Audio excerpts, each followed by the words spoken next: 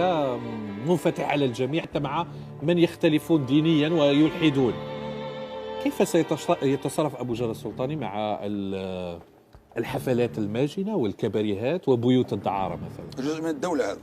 بيوت الدعارة جزء من الدولة. إذا كان لقيت الدولة قائمة تديرها بالطريقة التي وجدتها عليها، ولكن من سينتخبك شيخ أبو جرة؟ سينتخبك لتغلق بيوت الدعارة. هذا بنقول لهم من البداية، بنقول لهم يا أيها الناس، يا الشعب الجزائري، راهو كاين واقع نتاع دولة تراكمت على مدار 57 عام من الاستقلال، ونحن انتخبناك لتغير هذا الواقع. نقول لهم التغيير لا يتم 57 عام، ما يتمش تغييره في 5 سنين.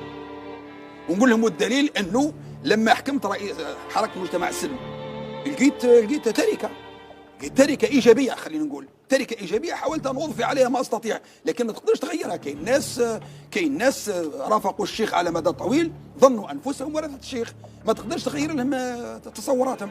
أنت حينما تريد شيء، وهذا عندنا حتى في التاريخ، تاريخنا الإسلامي إذا كان نحب نقوم بما يجب أن نقوم به، أزهى فتراته بعد الخلافة الراشدة هي عمر بن عبد العزيز اللي جاء سنة 99 هجرية. هكذا عمر بن عبد العزيز رضي الله عنه لما آل إليه أمر الخلافة في 99 هجرية حب يغير كل شيء. هو كان يريد أن يغير كل شيء ولكن ما قدرش، وجاه وليده عبد الله قال له لو كنت مكانك لا غيرت الواقع كله.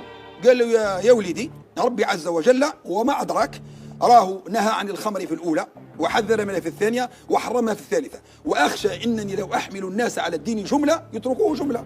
ومشى شوية شوية، ومع ذلك من محيطه القريب داروا له السم، حكم 30 شهر، يعني في سنة 101 رحل إلى ربه.